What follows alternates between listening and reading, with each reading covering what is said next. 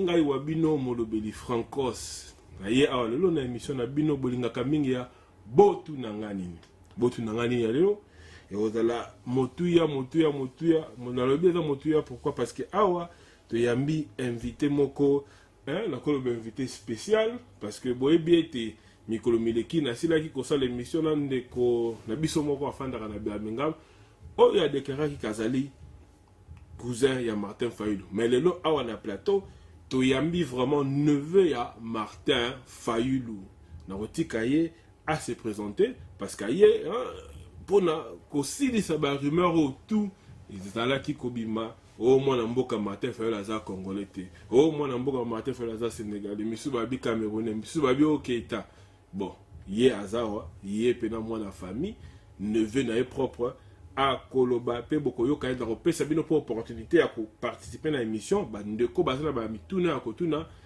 numéro za likolo boko benga et na kotika bino botuna mituna directement. Donc na ye awa na zana ndeko est-ce que Kokiko s'introduire parce que la première fois na voix sur Congo s'introduire na batu baza kolanda biso sikoyo bisa bango yo nani et to bande émission na biso. Tout d'abord na kumisi kolo Yesu mokonzi na ninga ba makasi papa na kumisi Yesu mokonzi ninga miminga na kat na wesika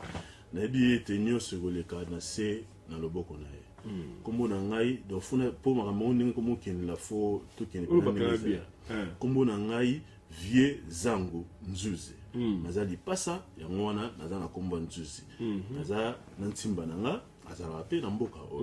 mais bato bele ba yebilinga awa na mboko levier mais so benga vie na comprendre place yebilinga et là mo amilo mo isa mo confusion parce que mutum so obenga levier muso obenga vie muso obenga vie muke suko yo amende ni kuna vie levier muke confusion donc ton obenga vie na yebi place yebilinga ton obenga vie muke na yebi place yebilinga ton obenga levier na yebi place yebilinga donc kombo nanga vie zangu nzuzi. Donc vie nzangu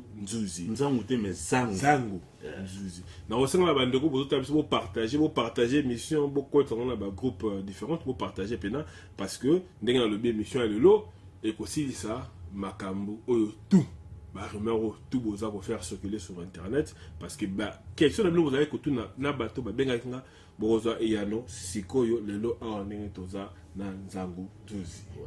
Donc nzangu nzuzi yebisa biso yo lobo ozali neveu ya Martin Fayulu. Ozali neveu ya Martin Fayulu côté nini? Tout d'abord faut souligner ce qui n'a ça awa doba ils ont nothing to do na politique. Donc awa en tout cas moto akota pour na politique et n'a mieux placé à répondre à la question politique. Donc on a eu le bagage de la famille. Vous comprenez? Parce que et ça fait mal. Donc les loyo on a naza na botami na mboko te na botami na Kinshasa mais na ye ana ba teen age nanga vous comprenez na bomwana donc na botami na njili evi avant na ya na poto na sina salaki bi moi vi na Kinshasa na boti pe na Kinshasa na ye ya na poto donc so ok na njili ce qui 2-3 personnes ba yebi nga teta moko tami ba ba ko yeba vous comprenez donc na ye awa likamba politique te na ye likamba famille parce que comment ça la comment passe mona mutu mususu azo manquer bino na ndenge moko boye potata mukolo mongo neti garçon mo azana kisasa boye soki mauvais son comment mauvais son comment vous ba biloko ndengwana ozo finga ozo ko injiri mutu moko boye azana bana bakola azana ba neveu azana ba nièce eza bien te Martin azana ndoko na ngai mama na ngai mama kulutu na ngai disons maman na ngai mama leki na nga Martin Egolanda babotami mama kulutu na nga Sophie Ngola tant ba kombo ngutenge na village ya koko na bango mama kulutu koko na ye komone yaki Ngolu mais tant ba yena Kinshasa ndenge za ka makambo changer et akomisa Ngola mama kulutu Sophie Ngola et puis mama kulutu Viki mama kulutu Sophie Ngola akufa mama kulutu Viki akufa Nogo Célestin Kabamba ba premier ingénieur informaticien tangu wana sisi classe na Suisse na ba suki 70 suki na banini na sisaki asisi classe na Suisse aba engagé na musala na Congo à partir à Suisse dans temps aye a komina na ndako te aleki maman na bureau na ye aleki na bureau ya na ndako après Célestin Kabamba so ke na 12 au tuni na quartier 12 na Njili au tuni Célestin Babinge vie Quentin Célestin Kabamba Moutouna Sayebi. Et puis après Célestin Kabamba, maman Kloutou Nangaï Cécile. Maman Kloutou Nangaï Cécile à Botami. Et puis maman Nangaï Botama. Francisca Fayulu Nzinga. Ok. Francisca Fayulu Nzinga. Voilà maman. Nzinga wana eza kombo ya maman ya koko Nangaï oya mwasi. Et puis maman leki Nangaï Christine. Madongo Fayulu ayeko Botama. Non, Christine ye nani Malosa. Madongo eza maman Kloutou Nangaï maman Nangalanda. Après maman leki Nangaï Christine Noko Martin yeko Botama. Martin Fayulu Madidi. Kombo na ye Martin Fayulu Madidi. Martin Madidi wana eza kombo ya leki ya tata na ye.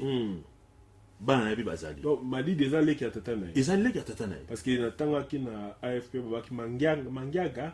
Ngamiaga. Toko makuna. Madidi eza aza ndoi ya leki yo alandi tata na ye. Martin Madidi.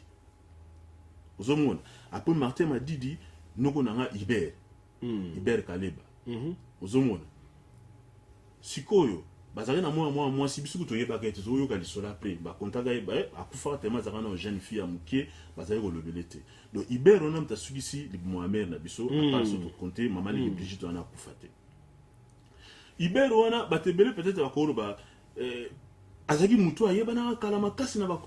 Kongo wana Kinshasa ka ate azaki karate ka so boyo ka segi me pok mo boy maître Kawasaki c'est ba Chiwara ba Itachi ba Kawashi maître Kawasaki ye wana leki piro alandi Martin Fayulu azali lo pasteur na Filion so bo kena Lyon bo vérifier on pasteur Iber ye wana maître Kawasaki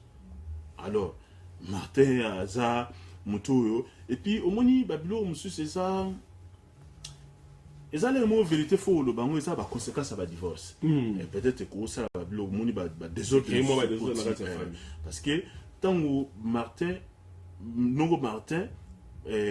maman na bango na tata na bango bazoki prompo papa na bango fala zonga village fala qui ne ko exercer pouvoir na ye en tant que chef coutumier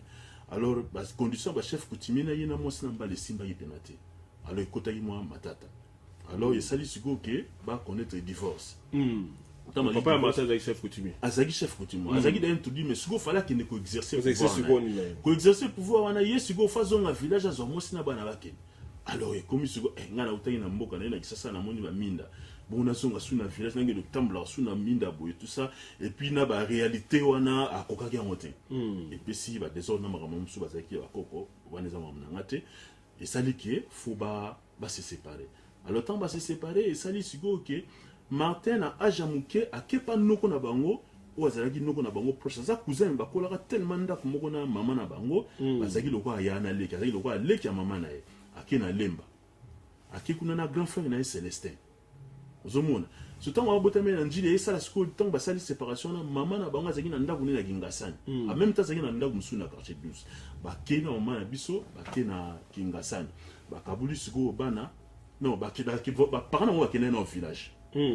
par exemple village pour que kabwa na village balingana na village faut ba kabwa na village na meantime wana Martin na grand frère na ba kena lemba place Martin kena go côté la classe na lemba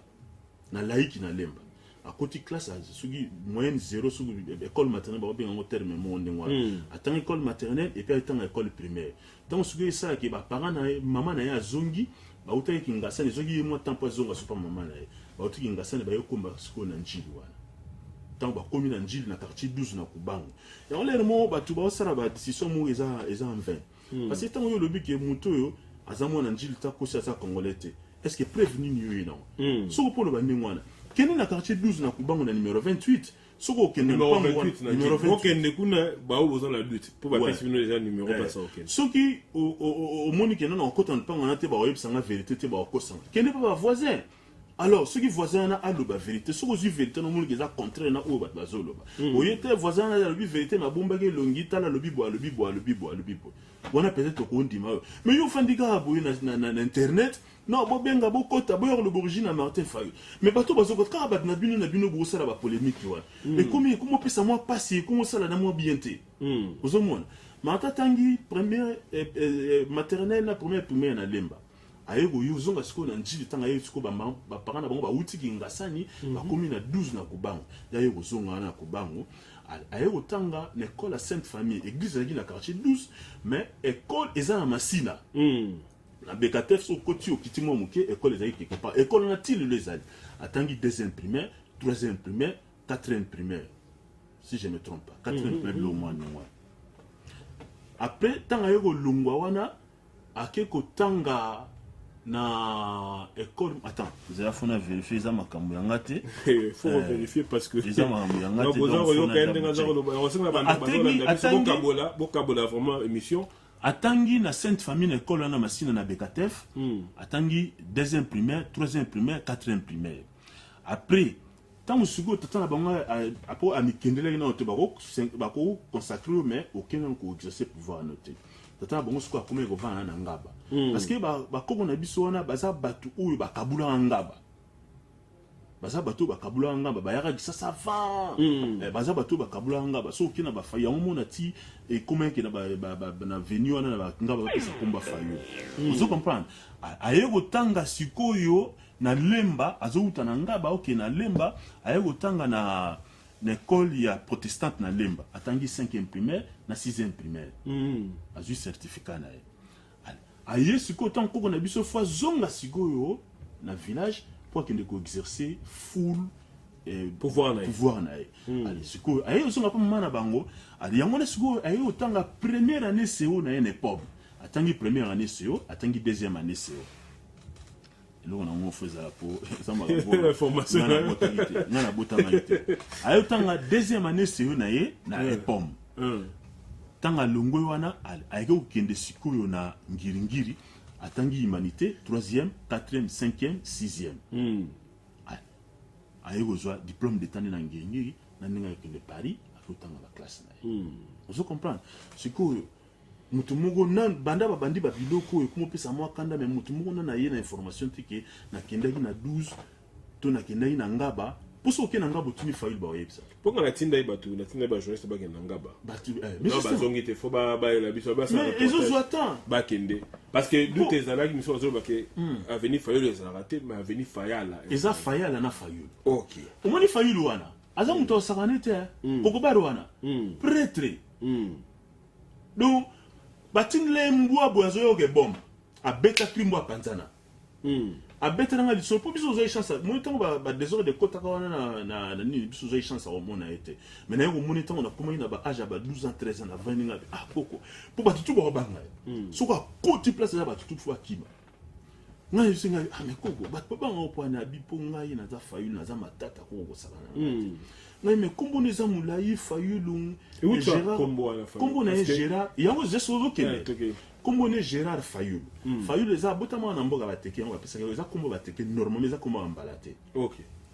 ye mosko ye ucha ngamia ba na bili po ni ngamia abi ngamia eza mutatembe koko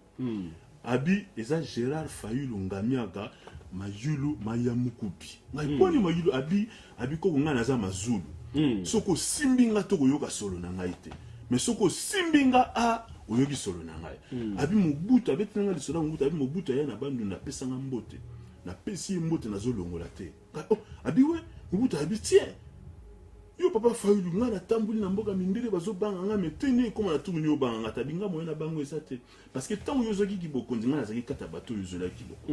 abi me na pesa ki etoli na pesi toliti c'est bon ba soli pe benenge ba mobutu libéré bango mais na wana 86 abi na koko woni lamba nango wana po tambola na liputa rouge na liputa rouge est-ce que vidéo ça to photo parce que ndeko abenga d'ailleurs ba ke photo to vidéo mo ke zela ba azaki mutu mo compliqué au kange photo te asenga bi ko ngani na zabo ngai na sola ne boy na 90 tanga yaka na Kinshasa 91 90 abi ngai ni ngabo na kobela te so pona kufa na kokufa mbala moko na ke bana pe na soki bokonzi nango na bela te abi wana alati liputa na rouge abi koko wana liputa na ngao ezano ya sika ta na ngopesa mobutu mbote vous comprenez un chef coutumier nengwana est-ce que bakena na bandu ba vérifier ce que ba yebi Fayulu na bandu te pour mutu moko te o ya bandu na ko ba ke o ya fifa na bandu na yebi Fayulu un grand chef coutumier pas tout ba yebi mais c'est quoi est-ce que ba tout pesa ba tout mbongo ko ya lo ba n'importe quoi to ndengeni mais on va te erreur écoute pas là parce que bien peut poser ko communiquer non ça dernièrement oyo ko benga nga pour ba ke olingi et comme trop parce que ba nous na famille ba loba non ils a ba ventile ba ça ba ventile oleka mais après to comme mona bina que non les autres formes et comme za formé ba to ba comme que non makambo yo to ko ke non subo te to comme so talelo bango et comme pesa kanda mutu mo asala live non ba benga ba kota ba pesa wishina Martin Fayulu mais est-ce que aux journalistes et puis ba Voice of Congo na elibino za ba ni na ka mais est-ce que beaucoup ke na makambo ngonde ngwa bozana ba représentant na Kinshasa pourquoi beaucoup tinda te nga dana tindi mutu mais otindi yo siko zo banga na zui l'état mais yo zui grand état te ngana to bengani oyo bengana ba kamula zo na zaki intéressé na ngote parce que je voyais pas utilité à Rosalango parce que to ebinde ba congolais ba créer kamba mais tango ndeko wana ya France ya notinga mabengi so ya Birmingham l'air bengi biso na salle émission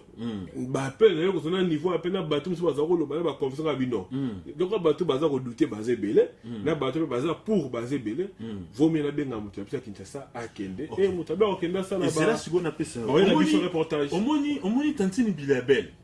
oyo a chanté za Congo oyebi kaza mwana quartier 12 sikoyo yo za muta Voice of Congo tinda mutu pa Tantini Bilabel tuna yeba tune soka yebi Martin te aza friend na ya bomwana et je me souviens ba beta sur mon akil est-ce que ba camarade me soit bomwana parce que bande comme ça ba ki soko pour ba camarade donc pesa par exemple ya bateau non omoni le problème c'est quoi omoni ba oncle pe l'air moko bon oncle sorry mais ezaki comme musu to vani na Kisasa boye donc oncle auti ba poto ya zo sala déjà to vani na vie moko ah vie na ngamba ya na lukaka azaka na Belgique soko ko mona nga vraiment a contacter ngi sala nga bien pour équipe à trésor à salarango mais ngapi nazaki pemeni mateke équipe nga nazo mivete bon ezaka net d'aventure mais na luka avion tu vois na vie wana azaki mukola no Martin mais azaki pena mukoni ata musa ba 2-3 ans mais basangana ki na ye ba betaki ne ba les places moko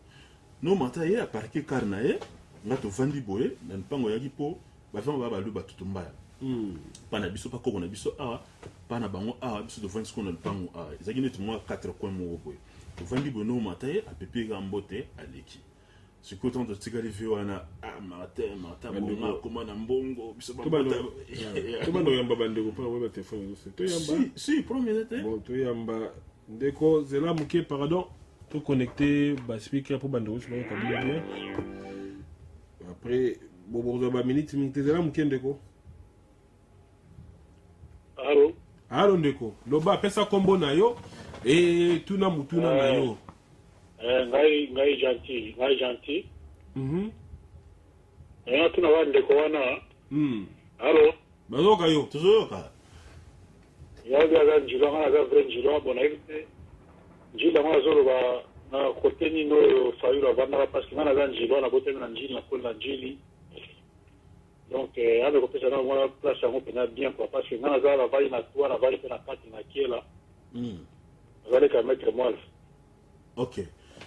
Merci beaucoup. Sigo avant na peso pour na lobe d'ailleurs en place Fayulu. Kawasaki aza leki alandi Fayulu. Azalandi Martin Fayulu. Ngana vani na Bonjamboli numéro 4 na quartier D na Njili. Na balabala Lindo. Ba vient na biso ba entraîner bazaki.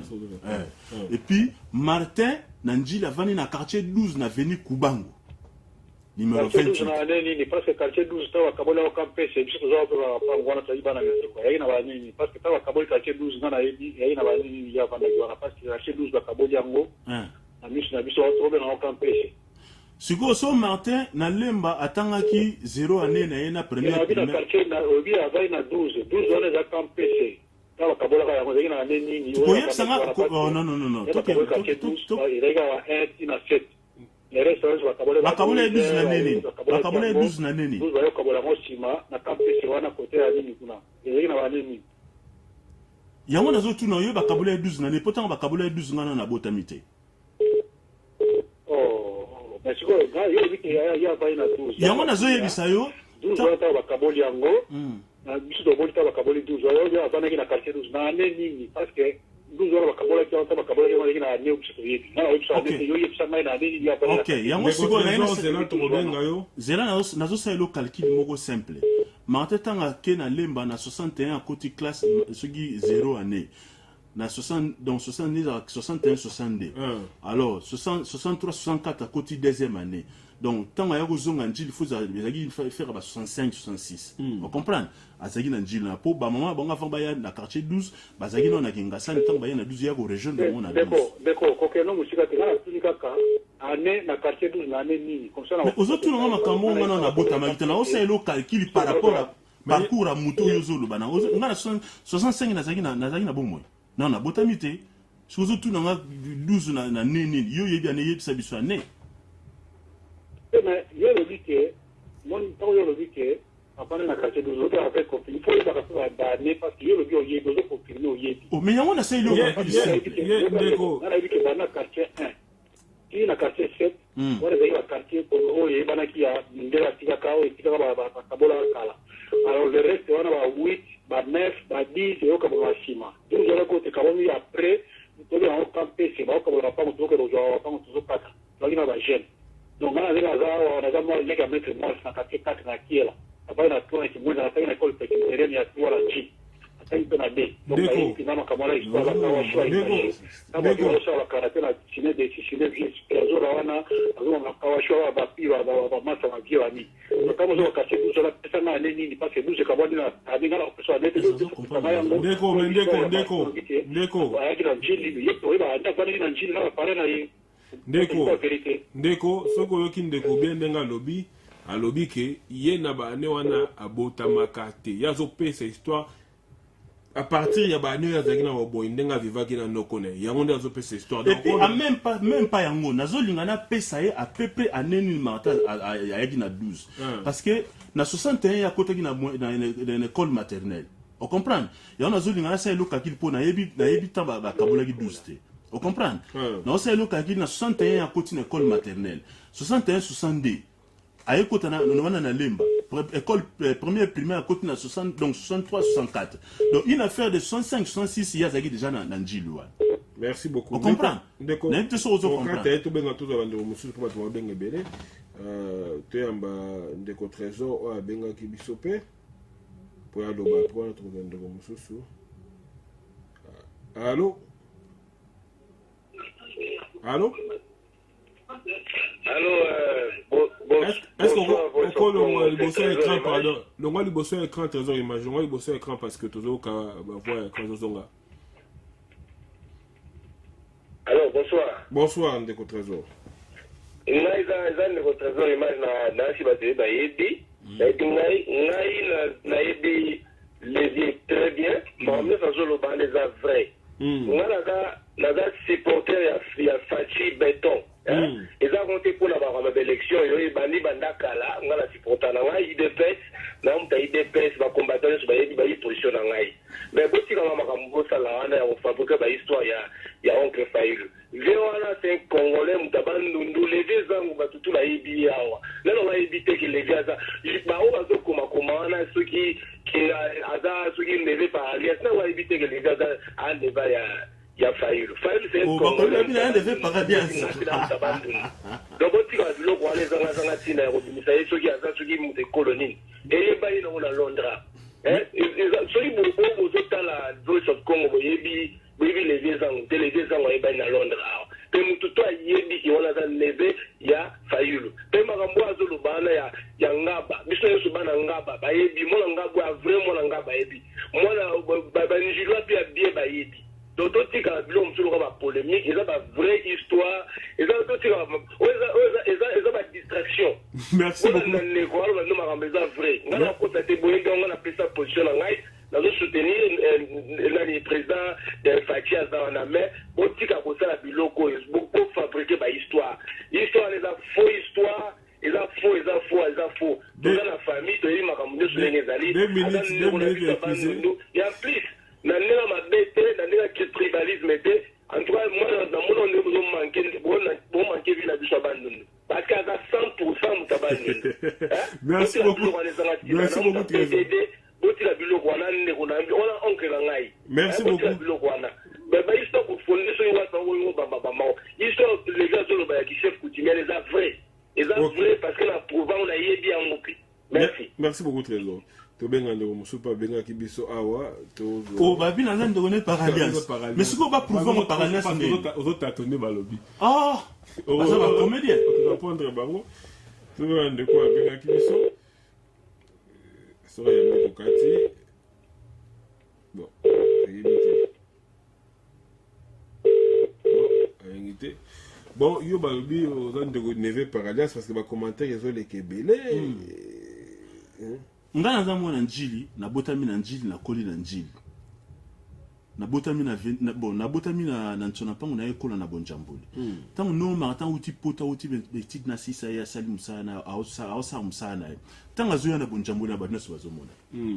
bato tu bayebi ye bazomona ye na mwasi na camerounaise ocomprendre sikoyo na batango wana nyonso wana bato tu oyo tokola na bango bato tu ezala bana 12 nyonso bayebi ese moto yango nano ntango azoloba ye maître moi ayebi maître Kawasaki so alukia alandela maître Kawasaki azalaki ndenge nini abotama na banani so nga nakosi ye akende na 12 atuna omoni yango mosiko na suso yo oza journaliste oza na baéquipe no na kini kende tunilanga tanti mbili ya belle ayebisa yo Martin, soka yebi Martin. Asa best friend na ye ya bomwana. OK. On comprend. Et puis oncle Nanga Célestin. Best friend meilleur ami na ye quoi. Mais oncle Nanga Célestin, azaki na deuxième femme na ye ba kangama lupango na mbili ya belle. Et puis na yoka kanti mo ka tabula ki bwana ngai na yoka la ngokuna. Siko nazako po azaki na bar na ye mutu ti mo robeta ba kintanti boy.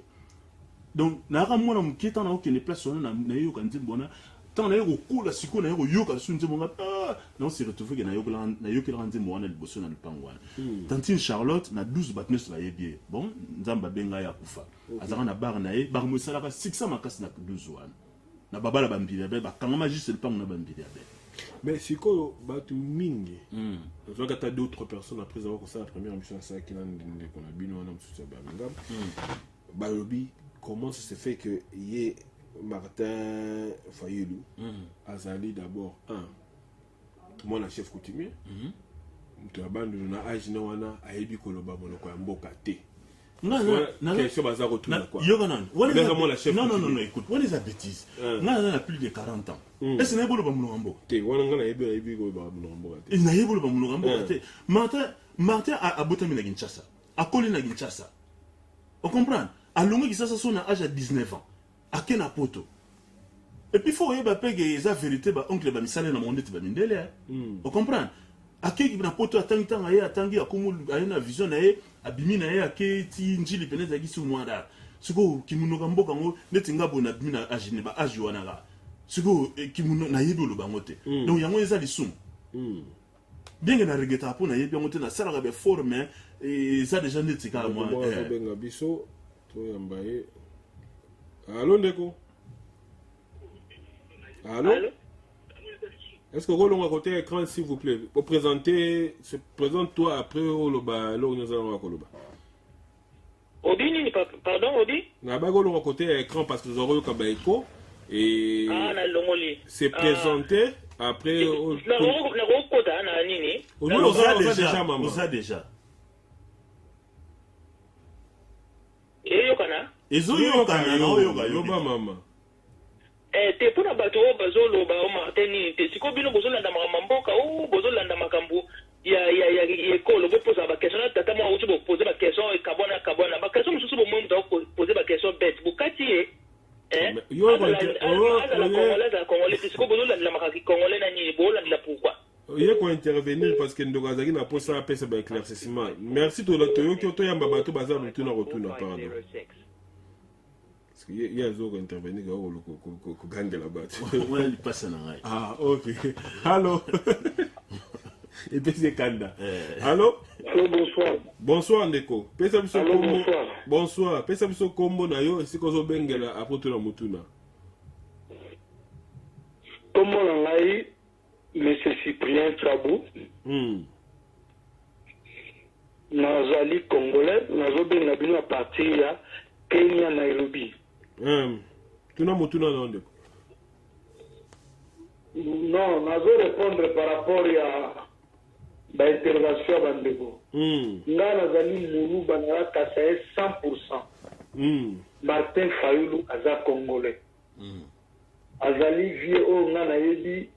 nayebi bumwana nete ke ona banjili ukwa nde nazolanda bangaba ukwa nayebi vie depuis na mbinza mpo nga naza mwana mbinza vie nayebi nazwa tie pa na ye na ndako ba vie oyo nga nayebi bamosusu bazobetala yo masolo ya Martin Fayulu bayebi ete même na 2006 ngai kombo na nga Cyprien ngai nde tozalaki nde kosala campagne ya vie alekaki même député national akipaki kutu te député national atie camarade na ye moko banaki faa na Kasavubu vie Robert ye alobi na ngai peti ngai nalingi nazala gouverneur ya ville ya Kinshasa comme aza moto mosusu ya mbinza ti aye koleka na député na provincial ya biso ya Lukunga donc nayebaki ete kutu teke poala ye wana makambo ya députation donc nayebaki ye déjà banda kala leo Martin Fayulu asali batini bufu azali na mbula nini c'est ça azali na politique te na ba 91 Martin Fayulu azalaki na conférence nationale azalaki congolais nazali kasaye 100%. Mais tant que vous avez kamususu oyo bolingo kosa otoko changer nationalité mutu non mais bato pe ba yebi nga na yebi kala na yebi na 90 quelque wala azalaki étranger nga na yoti ya ndako na trempe selembo naza muruba 100%. Azali o même maman o aboti nga famille nga tu ba yeba ekete wana mafie na ye même na quartier na biso ba yebi ata bato musu lelo bazala ye bazo travailler na ba iside wana ba petit na biso muso ba mbinza mingi pe ba yebe sima nanga menga za suna kimte na Kenya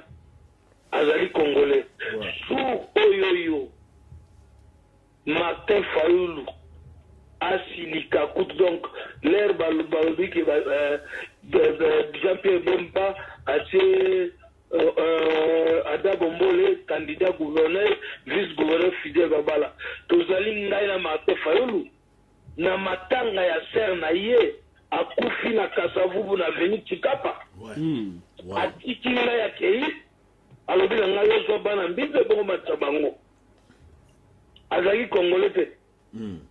ya za congolais te ser na akufi matanga akufi na Paris matanga na Kasavubu ndenge nini na veni Chikapa j'étais là.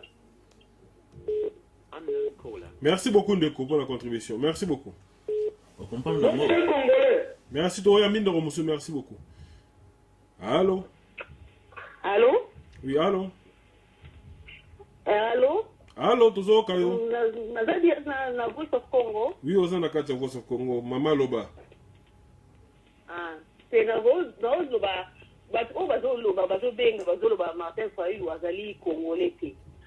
bazopesa adresse ngai loba na vie ya na eblandi tazobenga na adresse pesa adresse bakele na Kubangu 28 et plus de 5 donc botuna Martin Fayulu kwa kuna ayebani kuna loba mama bandela ngo loba makasi pardon bazo adresse wana bakele konduka et ça c'est tout la petite adresse ok na adresse ya bato ayebite ka c'est des adresses bato ayebite bazali mama Maman, est-ce que... Non, alobi boy. Kubangu numéro 28. Blandine. Grande sœur na ngai. Non, balobi boy hein.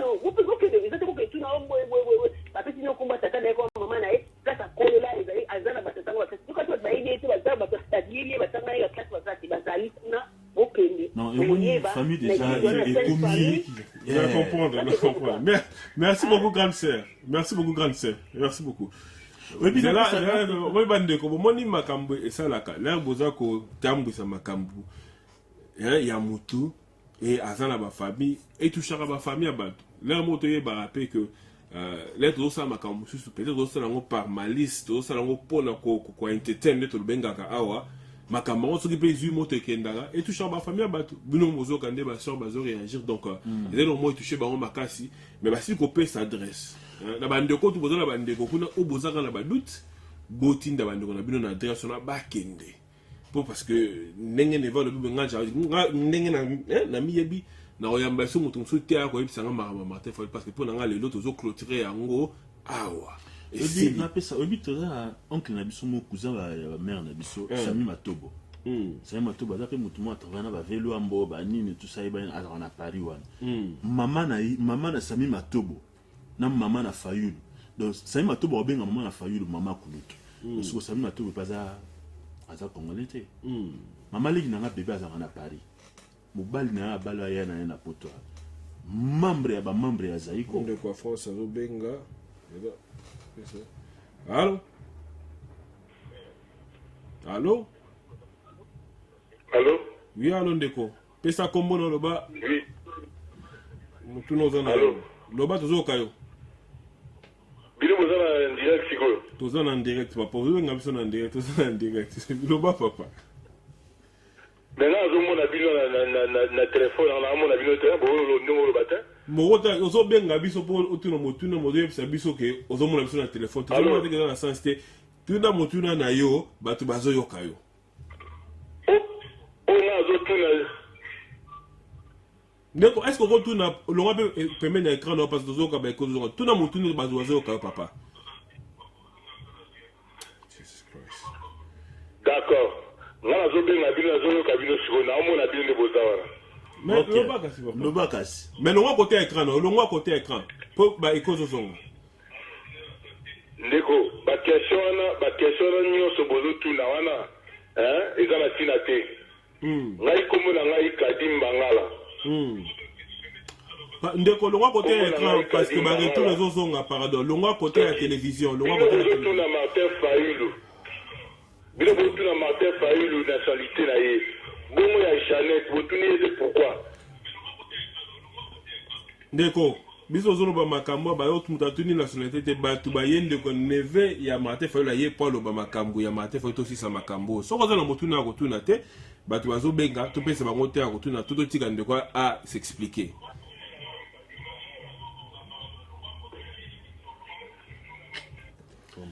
donc omoni quelque part aza na raison bon na sens boya pourquoi na tango ya Martin bato tout bakomosalaka bémission obenga bokota boyoloba nationalité mais esalama pa mutu moko te natalaki Fabien jour wana type mo alobi Fabien Gusamunika ya Belgique abe non siko photo bengaka tolobili mutu abi etant que journaliste nga na kosa eloka ndimona te bokoya te ono mutu boaza burundais mutu boaza kenien na kosala ngo te o comprendre mais ndenge ni siko ezosalama na ntango ya Martin Fayulu ozomona te ndiye bato baza corrompi quelque part et puis ntango esala bato baso kaka bango na bango kaka bazobenga mpo bainfluencer bato biso nga naza kino nakoli na kini nakoli na njili na baba na biso na bamasa na nga baluba bangala tous les bikolo ya lai o comprendre siko makanisi wana ewuti wapi po biso bakongole mutu akokabula biso te pamo butu satikila biso deja eloko wana unité donc eosimba kutu te ozo comprendre nayebi te bato bazouta baintérieur so bazoya na makambo to ndenge nini po biso na kini tokoli na makambo te omona awa mukongo muluba muyanzi muswahili nini biso tout tous ensemble kuna bakisasa toyoka banze mususu bana munoka mboka na kobala te boye na to bato zo pouvoir bala de kolo mususu ke munoka mboka vous comprendre donc babiloko eza bien te nga naza nevene par alliance te aza noko na nga propre lelo so na likamuta kotelemela nga loba po yem taza noko ya mukolo na mama na so ne babotana bamama so babotama misatu bana mibali misatu na bana misatu moko ya na bango mbali ya mukolo ingénieur informaticien akufa donc noko Martin taza mukolo et puis na leki na ibe wa zaka maître Kawasaki Kalemi za mabenga ya koma pasteur le soki le na zui likamuta kotelemela nga lobilanga zaye ndenge baloba ko banoko vous comprenez donc et puis na éclairci elo musu bato bamu non mais faut élever yo to yebi yo muta bazai oui père na ngaza muntando maman na ngaza mumbala vous comprenez na gotika on nga te po yo koma so compliqué tata na nga aza muntandu maman na ngaza mumbala mais naza fier na lo bagé naza muntandu po naza na identité père na nga so nazo porter komba nzuzi za ngopesa komba père na nga vous comprenez mais maman na nga aussi aza maman na nga po yimta bombi nga 9 mois na libo donc nakotika te ba bêtise aboyele kaka eza gentité donc on nga nazolo ba politique gutu bosana mais toujours bien likambu ya famille Pour la monnaie, bandeko musu balobi atangu bino bosetaka na famille Tshisekedi bato balobaka te bomondenge salaka. Bon, na éviter ba sataka ba Tshisekedi ya sa congolais te. Je pense que les bato ba finga à l'internet. Non, makamba politique eza makambo la ba. Mais ngasko lo nga roloa oyebisa bandeko. Ba me ko comprendre un peu makambo ndenge et affecta bato. Parce que toi ba monaka ko créer les montes histoire. Moi tu fais dans la terre tu montes dans Londres bo fandi bo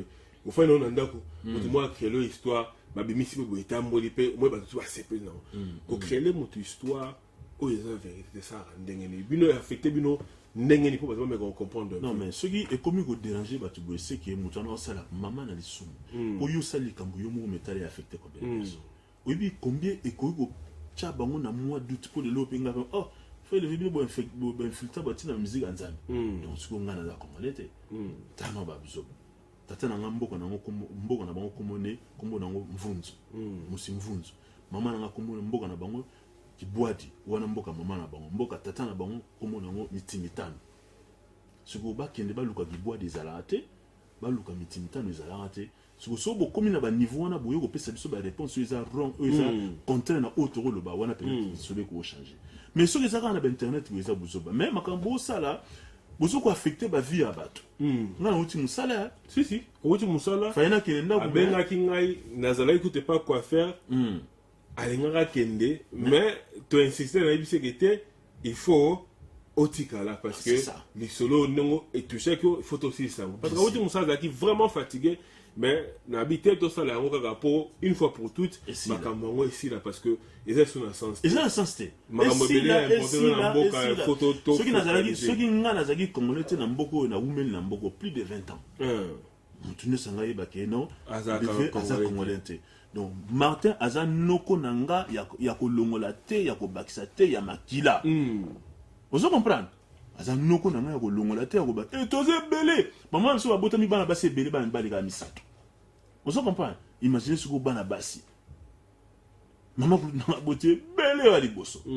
maman ku nanga la niso mi bala botie belé vous mona oncle nanga c'est nem ta boti pena na moko po mobile vous mona maman ku nanga la nda boti mingi ta boti ka 4 maman nanga boti 8 vous comprenez ce que maman liki nanga so aboti donc tout ça est belé ce que bozo affecter bato wana tout pour la sentir mais bassur là ba sentir tension na pression mais bien sûr mais ba musu batuni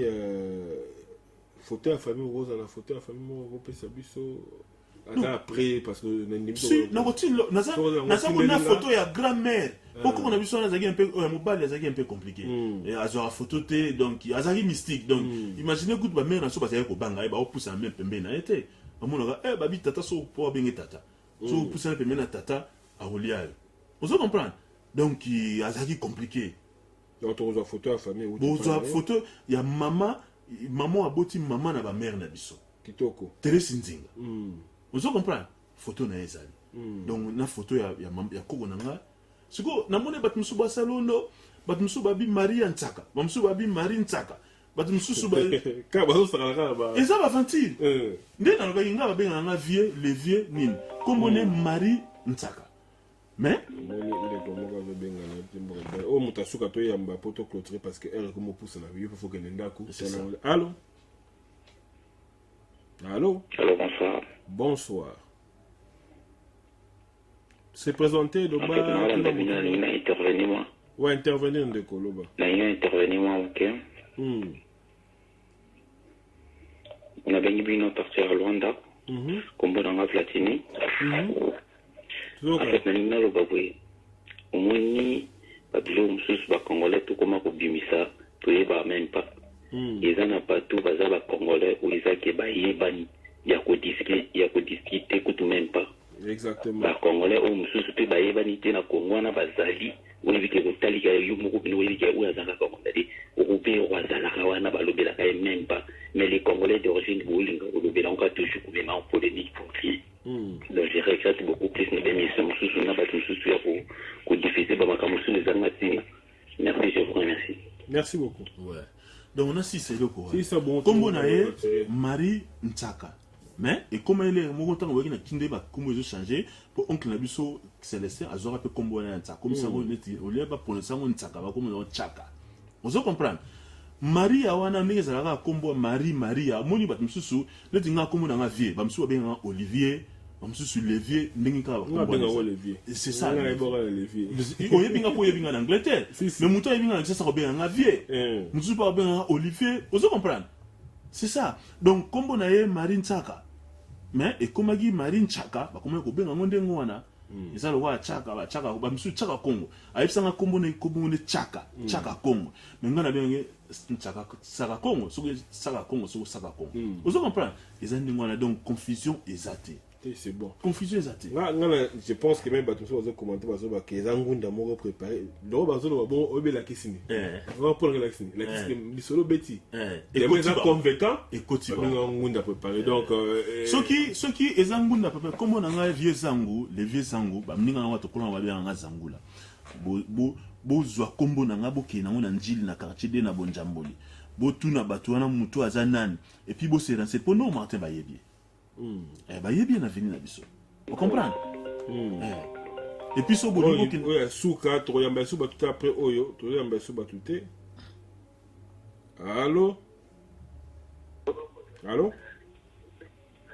Oui, on a une émission. Tout le monde a bon si ça va pas. Non, on a une émission. On a une émission déjà, on a une émission. Tout le monde n'a pas. Ouais, alors bonjour, donc je suis Bengi na Pologne, comme on a tonton. Au fait, le Canada, le Bakar, dans l'émission, le blog, il y a faux débat, vous comprendrez. Il y a faux débat, la pays n'a pas un problème très sérieux. Merci beaucoup. C'est un problème très sérieux. Allô? Oui, toujours, Kayo. Donc, on a un problème très sérieux. Donc, situation alternance et salami, tout ça, on compte à l'équipe. Mais autrement, il y a un, ça ne va pas. Donc, au lieu de tout là ensemble pour que tout le monde, pour que beaucoup de gens qui bosso, mais tout ça toujours dans la fidélité. Bon, moi personnellement, n'avait 100% pénal pro-fati. N'avait soutenir vraiment, n'avait soutenir à fond. Martin Fayoulou, en tout cas, Ponana, c'est un Congolais. Merci beaucoup. Il faut aider à dissonner tout. Parce que tu as fait une famille, et là, la famille, mon côté, et finalement, la diaspora, on a des familles qui se quittent. Tu as côté de Félix, Félix, Bakosele, Maramukeno, Abota, ce qui n'a pas de moitié, Félix qui se quittent, depuis tout le temps, Kofi, qui se quittent, Kofi, la famille, même à Joseph Kabila, les autres Aza Rwandais, Aza Soki Tanzanien, Aza Soki, mais ils ont mon côté à me mettre la preuve que à télévision, que nous avons attaqué Rwandais, ceux qui vont attaquer Tanzanien, ceux qui nous tout ça. Les gens vont avoir 18 ans, Modimba, à qui pouvoir à qui il y a une image pour tous les gens qui Kabila n'est plus là. Mais quand la vie on va Congolais, tout ça, c'est ensemble, toujours Bomana. Donc, toujours Bomana, Bisson, tout le monde qui est ceux qui étaient Kabila qui est Kabila décaté entre Fayou, on a Fatua pour les cartes supportés, mais les autres Fatua avec qui il y a une grande partie de ce dîner congolais où il y a donc Bazo Lukaku Touliwana. Il faut aider à dissonance. Donc, comment on fait la politique, on va avoir conviction, donc on fait la politique normale, dès que les signes de la maïka va m'aider. Mais quand ça, la Bioko est relevée, que nous, un tel hasard congolais, un tel hasard sénégalais, un tel hasard bourgeois, que nous, bloquons soit là, ils ont avancer dans le côté.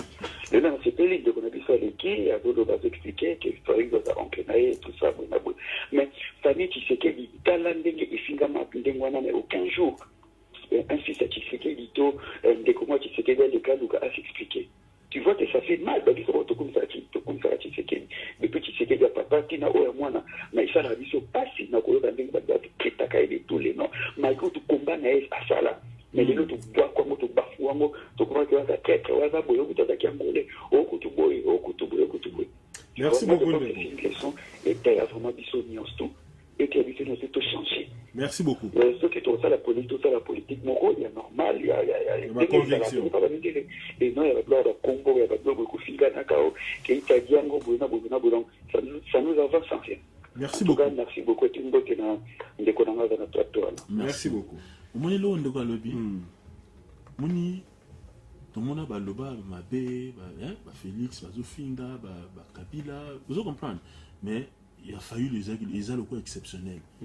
donc tout bato fan dans une émission babandi donc mutune so bien na tika lo mona ngoti parce que comme quoi affecté nga pire congolais on a zali njilo de naissance après yo ibsanga que non aza congolais te et comme tout ça makanisi na ngai merci beaucoup merci beaucoup so yezaki mamba politique monde papa c'est ba finga politique ils en ont normal Kabila ba le politicien en public ba critiquer mais pas la de figande ezama benga lo lo bana batu non au moins ngaya finga na yo Martin Fayulu boye concernant politique mais tant comme ko kota mamba famille wane comme défaut bande ko tozo kanga téléphone tozo sur na poso mbate oza mutasuka vraiment obenga sur ta poto kati téléphone allô oui tozo allô bonsoir papa bonsoir pesa kombo na yo na nga komo na ngai Yannick Bosenge na benga partir à Belgique merci ndeko na ngana lo bara papa na ngai c'est-à-dire que makambo ezolekana eza ba faux débat merci beaucoup Martin Fayulu c'est un Congolais ngana za profachi Martin Fayulu aza Congolais mais je pense que surtout tout contre la débat oyo et au ça la bien et qui tamboka na ce pays il y a un défi ébélé à Makasi toujours West Time allô te dans le but ozo bebisa temps na ba débat zangatina c'est ça ba débat zangatina puisque ce n'est pas bon dans le sens que ezo qui tamboka na so ngana profachi mais Martin c'est un Congolais mais ezo lubama ce n'est pas bon puisque un homme politique ba critique ezanga raté Fachi ba critique kae Martin ba critique kae mais na mito to na poussane ya unité mais na pe na conseil ma ya kopesa papa na biso ndeko Martin Fayulu et Martin Fayulu na Fachi bazara ba pire lelo so bakabwani eza d'autre part puisque Martin Fayulu azanga courage à koyipsa Jean-Pierre Bembaki umuni kopo lingai non ça la moté yo invalidé zela dans l'onde de commis même malheureusement en 2023 ceux qui mutu ça c'est invalidé tout par exemple Jean-Pierre Bemba elle sur Martin Boulke tout ça la boué tout zinisa mutu à ça la moté pour ce Martin Boudaki kopo Bemba elle qui mais le makambo eza bouité merci beaucoup et l'on a kolbara ngwana tout sungana tout za la bomoko pour na tout qui est liboso l'on a kolbara ngwana merci beaucoup donc la bande de heureusement que na été na copa moté pour na politique donc nega expliquer qu'il y a kolbara politique to yamba su mutute je pense que comme na suka émission tika to na sika to banana na sika to kela ngai na ndenge na moni ndeko olobi e makambo lobi ozana nzela obeti c'était kitoko et on a elonga rotationner te pour oncle nanga c'est ça ngana opesa ka conseil na bande quoi lelo so toujours le discuter politique lelo na kati internet to comme na ba intox ba mensonge na mafinga to meko changer congolais ceux qui ba boit que l'information na Facebook parce que ba te belo ba komi ba agent à manipulation ba comment recréer ba information ba boit que na Facebook c'est que muta a boit que l'information na Facebook beta ta tour na Google la pamba et ça la information au retrouver ba information il y a solo beta ta tour na Google tous doit attendre la recote na ba site ba information ils a réputé peut ba information sur net ba actualité ba politico bon retrouver ba information sur yo muto ko ya ka komika ka oh Félix Asalibo oh fail Asalibo yo ka l'air au monde ka bongo ondimi obandi pe ko kabola batu na kati ba WhatsApp or koze bateke ozo kabola mensonge et ozo tinda yango ozo koma munene les mensonges à munene yo muto bandaki yango o ko contrôler peut ezo kendete donc to mekaka hein ko discutaka ba discussion ba débat oyo eza ko apporter un plus na ba vie na biso pe na mboka na biso tout tika ko passer dans la discussion ya boy ngane ya lobi boy eza ba distraction makambo ya Martin Fayulu azana eza ya suka tozo blango na ndeko levé après ce qui reportage ya biso ko ya ngaba et yanga parce qu'il y avait ça aussi reportage et sili bukoyo kabiso la voix au Congo to fande sur makamate parce que pour moi ils a passe temps pamba banda kalana bolobaka yango te kaka lelonde bokomi ko créer ba masolo boy to discuter makambo to discuter ndenge to ko sangana to koma moto moko pour to développer mboka na biso kende liboso mboka za ba défi ebele makambu ya éducation, makambu ya santé. Donc na ba catégorie tout, toi na ba défi. Tu sais na ba sujet moko énorme. On va to discuter. C'est ça. Beaucoup benga l'internet, non to benga président Facha le bi que non ndengeza boy il faut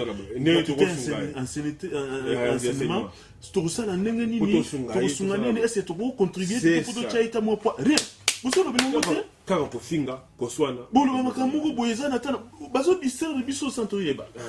Moi la fais ani poto kabanda. Nzamba sunga bino nzamba sunga biso apambola biso Kongo eza mboka moko boye biso tu biso na koli na Kinshasa vraiment to koli na bolingo moko boye tant musuku tu ndeko na ndako tozo sola bien te mena bandinga libanda be kolo musu bani to sola bien ozo comprendre to koli na babiloko te ezalelu ekutu apayer biso ndenge nini. En tout cas, s'il vous plaît, tous zonga pina ndenge biso toza ela ndenge